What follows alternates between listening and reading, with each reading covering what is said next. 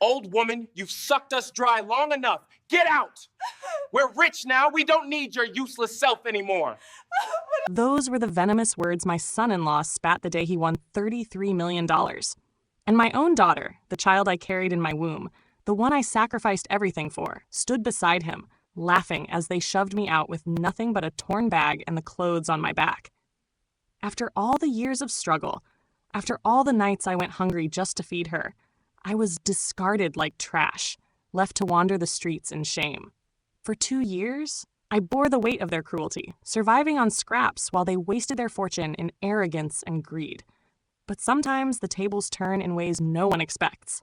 Because 2 years later, the same daughter and son-in-law who spat on me came crawling back, begging for help at the very feet they once trampled. This is my story. Of betrayal sharper than any knife, suffering no mother should endure, and the sweet reckoning that followed. And today, it is being retold by me. Hello, family. Welcome back. Before we begin, I have a small but heartfelt request. Please subscribe. Your support is what keeps these stories alive. Every time you click that button, you're helping us share voices that would otherwise be forgotten and stories that deserve to be heard. And in the comments, tell us where you're watching from, because together, we are not just telling stories. We are keeping hope alive. I pressed my hands into the soapy water, scrubbing the last of the dirty dishes. The sink was stacked high, as always. My back ached from standing too long, but I said nothing. From the living room, I heard the loud laughter of my daughter, Emily, and her husband, Daniel. They were watching television on the giant flat screen I had never touched. I wasn't allowed to. That was their space. My place, as Daniel often reminded me, was in the kitchen. My hands were rough, the skin cracked from years of cleaning. I was 58, but my body felt much older. The widow's scarf on my head was faded, and the soles of my shoes were worn thin. Still, I never complained. I told myself every day that as long as I had a roof over my head, as long as I could still see my daughter, I would endure anything. Mom? Emily's voice rang from the living room, sweet and cheerful, but only because their guests were still around. Can you bring us some more soda, please?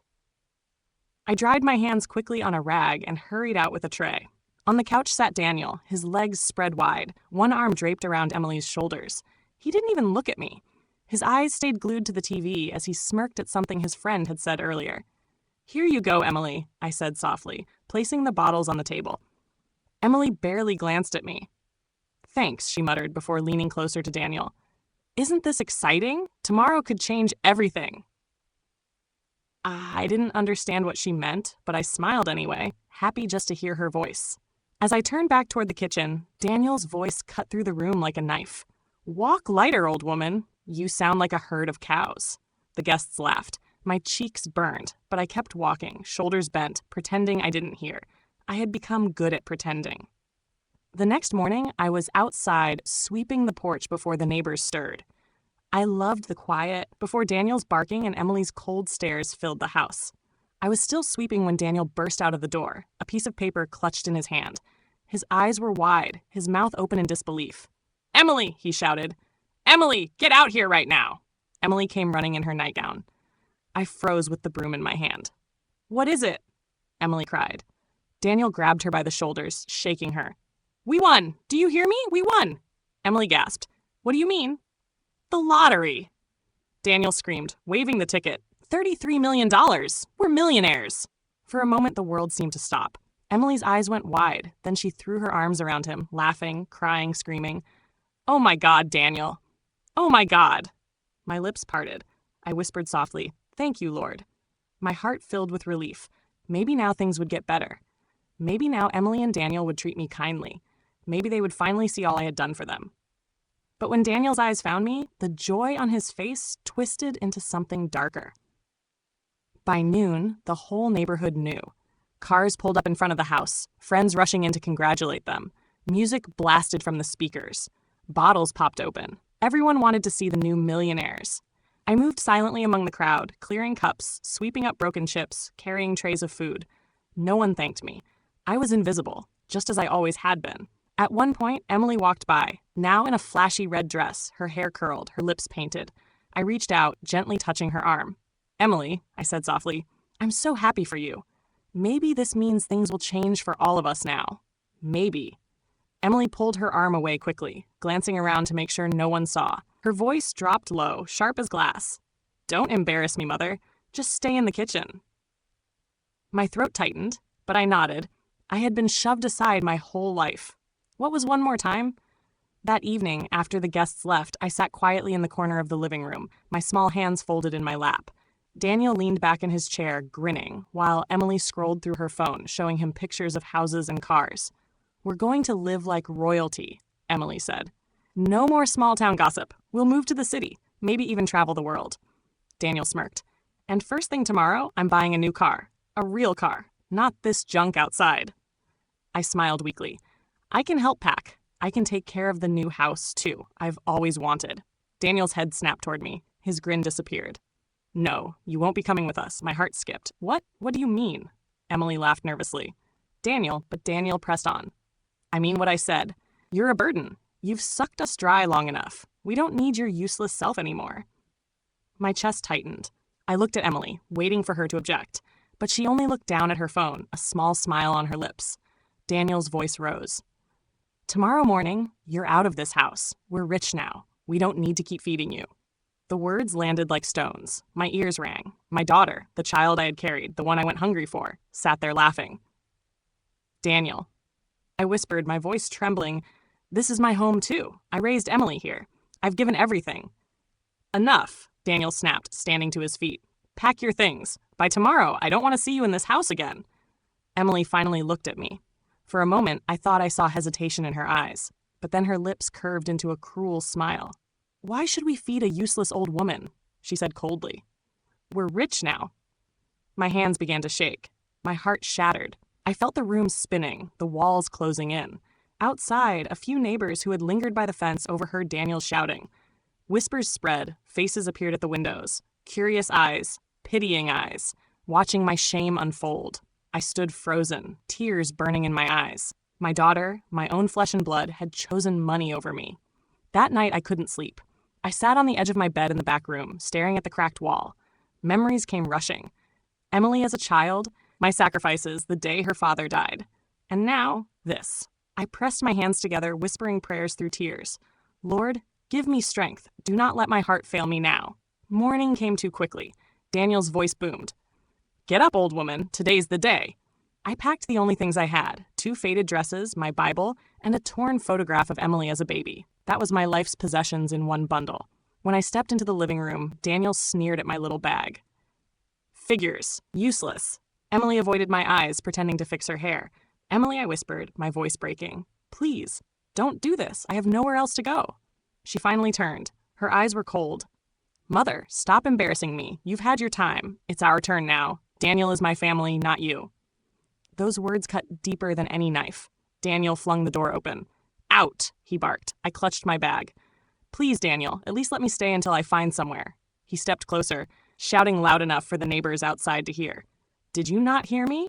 Get out of my house. This is mine now. You are nothing here." Emily laughed, sliding her arm through his. "She's not worth the trouble." By now, neighbors had gathered, whispering and pointing.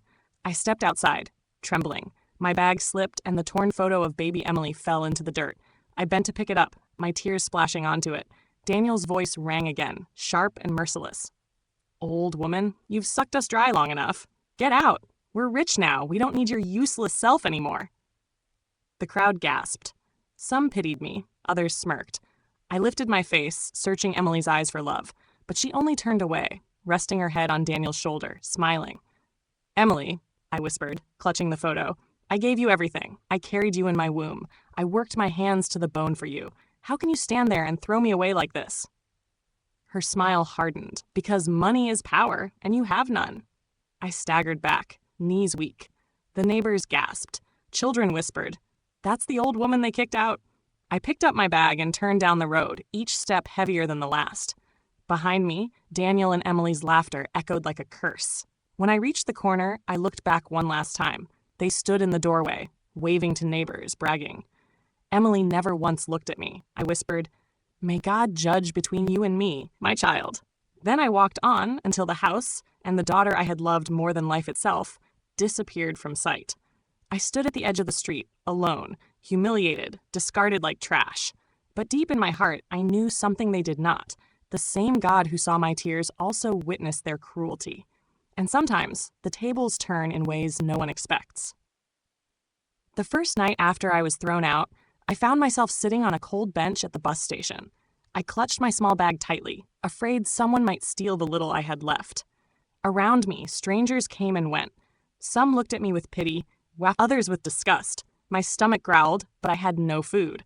I pulled my scarf tighter around my shoulders and whispered, "Lord, please don't let me die like this." The floor beneath my feet was hard. The air smelled of stale smoke and grease, but it was better than the street. I tried to rest, but every noise startled me awake. By morning, my back ached, my throat was dry, and my eyes were swollen from crying. The days that followed were worse. I walked from street to street, looking for work. Some people turned me away before I could even speak. Others hired me to scrub their floors or wash clothes, only to pay me a few dollars. Still, I accepted everything, because something was better than nothing. At night, I returned to the bus station, or, if I was lucky, an old church that sometimes opened its doors for the homeless. I ate scraps, leftovers that kind strangers gave me. Often I went to bed hungry. One afternoon, as I carried a heavy bag of laundry up the hill for a customer, a loud honk startled me. I turned, and my heart froze. A shiny black car slowed beside me. Behind the wheel sat Daniel, wearing sunglasses and grinning. Beside him was Emily, her hair shining, her fingers heavy with gold rings. The car windows rolled down.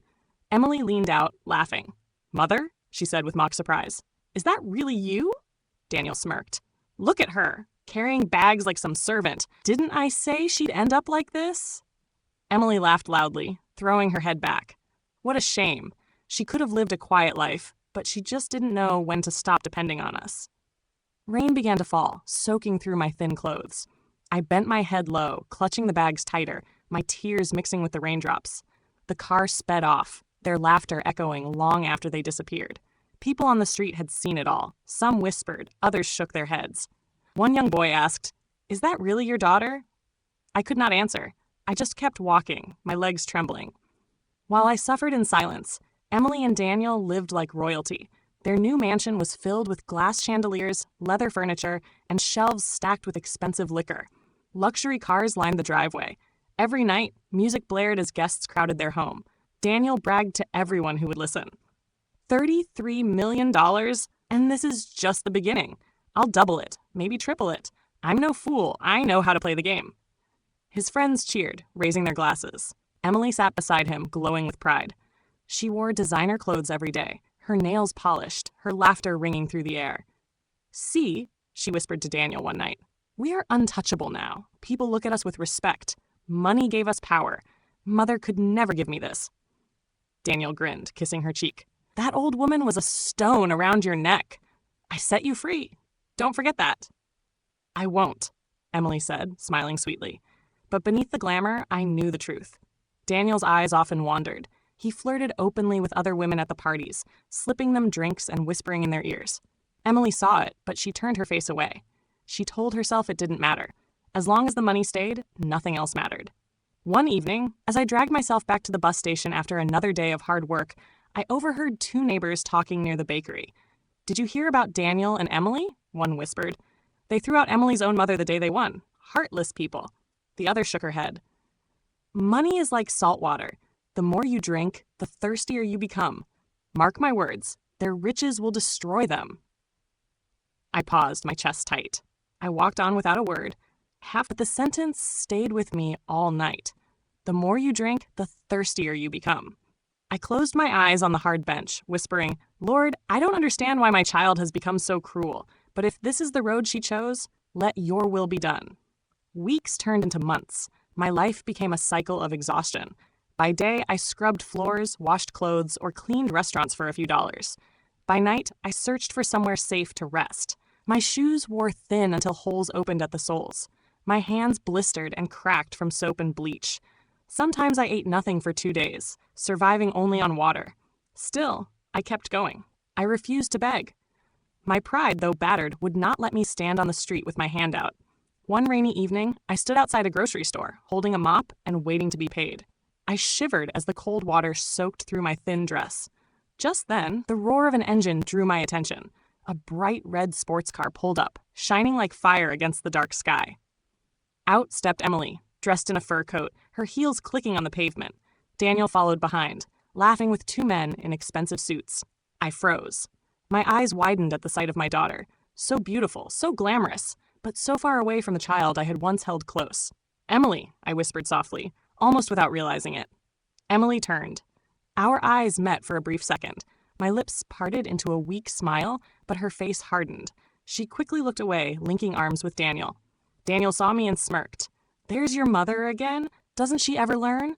Always standing in the rain, looking like a beggar." Emily let out a small laugh, not once glancing back. "Don't talk too loud, Daniel.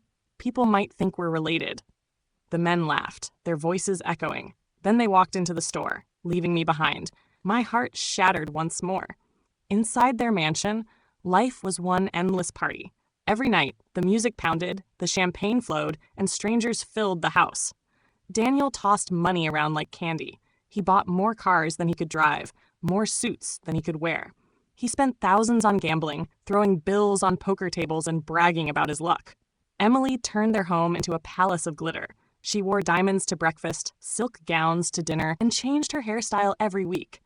One evening, as Daniel poured drinks for a group of women, Emily walked over, her voice sharp. "Daniel, you're spending too much. Maybe we should slow down." Daniel cut her off, laughing. "Slow down. Why should I slow down? I'm rich. Money is meant to be enjoyed, not saved like some coward." The guests cheered, raising their glasses. Emily forced a smile, though her stomach nodded. Still, when the party ended, she climbed into bed beside him, Wahir, whispering, "I don't care how much you spend. As long as I'm not poor like my mother, you can do what you want." Daniel smirked, pulling her closer. "That's my girl." Meanwhile, my world grew darker. One afternoon, I was sweeping the floor of a small cafe when two young women entered, whispering and pointing. "That's her," one said loudly. "That's Emily Miller's mother, the one they threw out. Imagine your own daughter tossing you into the street." The other laughed. "What a shame. And look at her now, sweeping floors for pennies." My hands trembled on the broom. I wanted to hide, but there was nowhere to go. I bent lower, pretending not to hear, but the words sank deep into my soul. That night, I sat on the bench outside the church, clutching my Bible. An elderly man sat beside me. He had been my neighbor years ago, before Emily married Daniel. "I heard what they did to you," he said gently. "It is a heavy thing to be cast aside by your own blood." My eyes filled with tears. I gave her everything. I loved her with my whole life, but she chose him. And the money. The man nodded slowly. "Money is like salt water, Margaret. The more you drink, the thirstier you become. It cannot satisfy. It only destroys." I closed my eyes. His words sank deep into my heart, even as the pain of my daughter's betrayal gnawed at my soul. Weeks later, I walked down the main street carrying a sack of groceries for the cafe owner. Suddenly, the roar of an engine made me turn. Daniel's newest car, a white luxury convertible, sped by, splashing mud across the road. Emily sat in the passenger seat, laughing with friends in the back. The car slowed as it passed me. Daniel honked the horn loudly, making everyone on the street turn their heads. "Look at her!" he shouted, pointing. "Still alive somehow, carrying bags like a mule." Emily covered her mouth, laughing. Poor thing. She should have known her place. The car zoomed off, leaving me standing in the mud, soaked and humiliated. People around me shook their heads, whispering. I bent slowly, picked up the torn bag, and whispered under my breath, "Lord, only you see these tears. Only you know this pain." My heart was heavy, but my spirit refused to break. As the parties grew louder in Emily's mansion and my nights grew colder at the bus station, the world seemed unfair. But life has a way of balancing itself. For now, I suffered silently, humiliated at every turn. But the seeds of greed Daniel and Emily had planted were already beginning to rot, and soon their glittering world would begin to crack. The parties at Daniel and Emily's mansion grew louder with each passing week. Music thundered, champagne spilled, and strangers filled their home every night. Daniel bragged endlessly, his voice carrying over the crowd. 33 million, he shouted once, standing on the balcony with a glass in his hand. And this is just the beginning. I'll double it, triple it. Watch me. The guests roared with approval. Emily beamed beside him, draped in diamonds, soaking up the praise. To her, Daniel was not just a husband. He was her ticket to power, to a life far away from poverty and the shame of me, her mother. but I knew money has a way of slipping through careless hands. Daniel's addiction to gambling grew stronger. At first, he played casually, placing small bets with friends. But soon, the stakes grew higher. One night, at a smoky casino room, Daniel slammed a wad of cash on the table. His eyes were bloodshot, his grin wide. "All in," he shouted, tossing his chips forward. The dealer looked at him carefully. "Sir, are you sure?" Daniel laughed. "Of course I'm sure. I can't lose. I'm the luckiest man alive." Hours later, he stumbled out of the casino, his pockets empty, his face pale. He had lost hundreds of thousands in a single night. At home, Emily noticed the change. "Daniel, where's the money you promised me for the new jewelry?" she asked one morning, her voice sharp. Daniel waved his hand. "It's nothing. Just a small loss. Don't worry, I'll win it back." Emily frowned. "You said that last week and the week before. How much are you really losing?" Daniel's eyes darkened. "Don't question me, Emily. I'm the man of this house. I know what I'm doing." Emily fell silent, but her unease was clear. As the months passed, Daniel's small losses turned into millions. His arrogance blinded him. He borrowed from shady lenders, certain his luck would turn. Instead, he sank deeper into debt. And then came her. Sophie, a young woman with bright eyes and a sharp smile. She met Daniel at the casino and saw his weakness immediately. She played the part of a loyal companion, whispering in his ear, stroking his ego. "You're brilliant, Daniel," she purred one night as he poured her another drink. "You're not like the others. You're destined for greatness. You just need to take bigger risks." Daniel, drunk on her flattery, believed every word. He showered her with gifts. Gold bracelets, designer handbags, trips to expensive resorts. He spent money as if it would never run out. Sophie smiled sweetly, all the while draining him of everything. Back at the mansion, Emily noticed the missing money, at the late nights, the perfume on Daniel's shirts.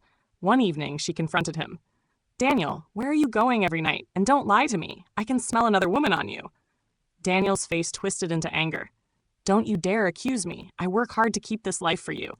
Do you want to go back to living like your mother? Do you?" Emily froze. The mention of me was enough to silence her. She lowered her eyes, her voice small. "No, I could never live like her again. Without you, I'm nothing. I'd rather sink with you than live poor with my mother." Daniel smirked, victorious. "That's what I thought." But even as Emily clung to him, fear gnawed at her heart.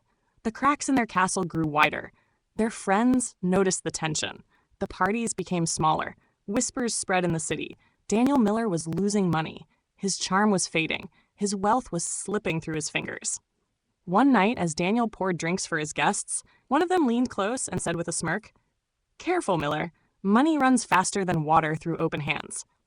Daniel forced a laugh, but inside, rage burned. Meanwhile, my life, though modest, found a quiet rhythm. A kind widow who owned a small bakery had taken me in. I swept the floors, baked bread, and served customers with a smile. My wages were small, but they were honest. I rented a tiny room above the shop, one bed, one chair, and a window that looked out over the street. For the first time in years, I felt peace. People in the neighborhood greeted me kindly, respected my work, and valued my presence. I wasn't wealthy, but I wasn't ashamed anymore. At night, I often thought of Emily, whispering prayers for her. "Lord, open her eyes before it's too late." But her eyes remained fixed only on Daniel, and on the riches slipping through his hands. The storm hit faster than anyone expected. One morning, Daniel woke to the sound of pounding on the front door. When he opened it, 3 men in dark suits stood there. "Mr. Miller," one said, flashing a badge, "this house has been repossessed. You failed to keep up with your mortgage payments. You have until the end of the day to collect your belongings." Daniel's jaw dropped. "What are you talking about? This is my house!" But the man only shook his head. "Not anymore. The bank owns it now." Emily, standing behind Daniel in a silk robe, gasped, "Daniel, tell them it's a mistake." Daniel turned to her, his face pale. "Emily, I can't.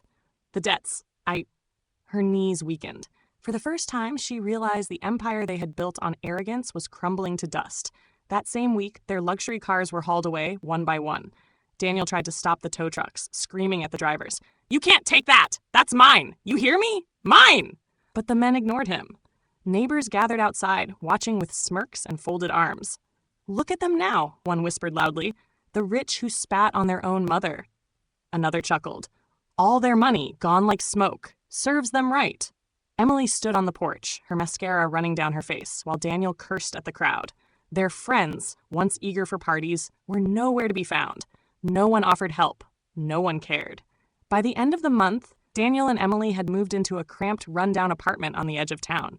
The wallpaper peeled, the pipes leaked, and rats scurried in the corners. Daniel drowned himself in alcohol, blaming everyone but himself. "The casino cheated me. The bank stole from me. None of this is my fault." Emily sat on the bed, clutching her knees. She had traded my love for Daniel's promise of wealth. Now she had neither. Meanwhile, my life was changing too, but in a very different way. The bakery where I worked grew popular. Customers loved my warm smile and kind service. They returned not just for bread, but to see me. One day, the widow who owned the shop pulled me aside. "Margaret," she said, "I've been thinking. I'm getting older, and I can't keep running this place forever. You're the heart of this bakery now. Would you consider becoming a partner?" My eyes widened. "Me? But I don't have money to invest." The widow smiled. "You don't need to. You've given me loyalty and hard work. That's worth more than money." Tears filled my eyes. For years, I had been treated as a burden. Now someone saw me as valuable. I accepted, and soon my modest income grew. With careful saving and wise choices, I moved into a small but beautiful house near the bakery. It had a garden in the back, a warm kitchen, and a quiet room where I prayed every night. I wasn't wealthy, but I was secure. I wasn't famous, but I was respected. Most of all, I was free. One afternoon, I walked down the street carrying baskets of fresh bread. Children waved at me. Neighbors greeted me warmly. "Good afternoon, Mrs. Collins. Your bread is the best in town. God bless you." My heart swelled with gratitude. I had no mansion, no diamonds, but I had peace, dignity, and enough.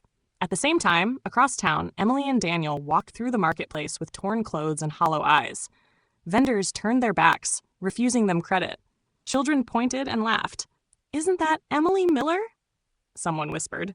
"The one who laughed at her own mother? Look at her now."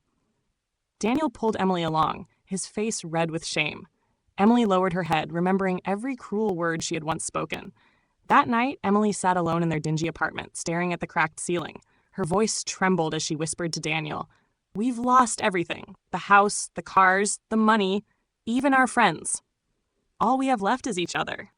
Daniel, slumped in a chair with a bottle in hand, muttered bitterly, "And even that doesn't mean much anymore." Emily turned her face into her hands. For the first time, I knew she was thinking of me, the woman she had thrown into the street, the woman she had humiliated, and deep down, I also knew where she would have to go. The morning was quiet. The sun rose gently over the little town, spilling gold across rooftops. Birds chirped as I swept the small porch of my modest home. I paused, leaning on my broom, breathing in the fresh air. It had been a long road, from the nights of sleeping in bus stations to working odd jobs, to finally owning a share of the bakery that now sustained my life. I wasn't rich, not by the standards of flashy cars or mansions, but I had peace. I had dignity. I had neighbors who respected me, customers who loved my bread, and a home that was mine. And most of all, I had survived. I whispered a short prayer of gratitude, just as I did every morning. "Thank you, Lord, for another day. Thank you for lifting me when the world tried to bury me." Then, as if the heavens wanted to test my heart, I heard a sound. The shuffle of footsteps. Weak, dragging, broken footsteps. I frowned and turned toward the dirt road that led to my house. Two figures approached. Bent, ragged, almost unrecognizable. Emily and Daniel. My daughter's once glossy hair hung in tangled knots. Her designer clothes had long been sold or pawned. Now she wore a faded dress with holes at the seams. Her face, once painted with jewels and pride, was streaked with dirt and tears. Daniel walked beside her, thinner, his suit torn at the knees, his shoes scuffed, his shoulders were hunched, his swagger gone. The man who once laughed in casinos and bragged on balconies now looked like a beaten dog. When they reached my gate, they fell to their knees. Dust swirled around them, but they didn't care. "Mother!" Emily cried, her voice breaking. "Mother, please forgive us. We have nowhere else to go. No food, no friends, no home. We've lost everything. Please, we beg you." Her words sliced the air like a desperate hymn. Tears streamed down her face as she clasped her hands together, begging at the feet of the woman she had once abandoned. Daniel bowed his head, his pride cracking under the weight of hunger and despair. His voice was hoarse. "Mrs. Collins, I know I've wronged you. I know I mocked you, hurt you. But please, help us. Even just a little. We're desperate." My hands tightened around the broom. For a moment, the world seemed to stop. Memories rushed back. That day they had shoved me out, Daniel's cruel laugh, Emily's cold eyes. Old woman, you've sucked us dry long enough. Get out! We're rich now! We don't need your useless self anymore. The words still echoed, as sharp as a knife. And now here they were, kneeling in the dust, begging at the very feet they once trampled. I set the broom aside and walked slowly to them. My steps were steady, my face unreadable. I looked down at my daughter and son-in-law, the same people who had laughed as they threw me into the street. For a long time, I said nothing.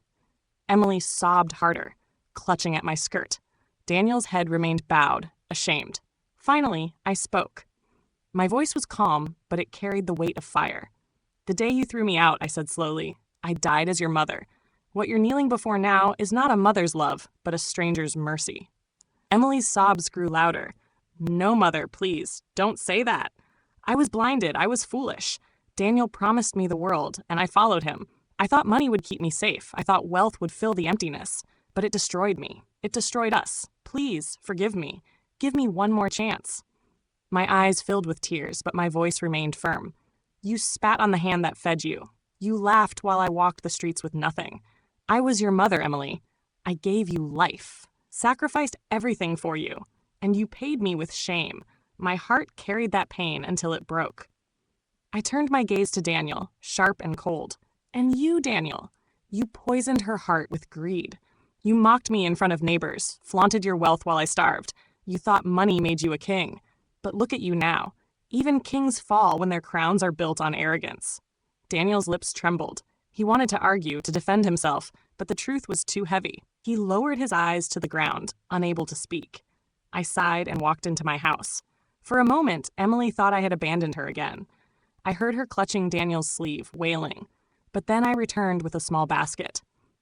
Inside were 2 loaves of bread, a jar of water, and an envelope with a little money. I placed it on the ground in front of them. Here, I said quietly. Take this. It will give you food for tonight, and enough for shelter for a short while. But do not mistake this for reconciliation. Emily grabbed the basket, clutching it like treasure. Her tears fell onto the bread. Mother, thank you. Thank you. Please, please let us stay with you. Let us serve you. Let us make things right. Don't send us away.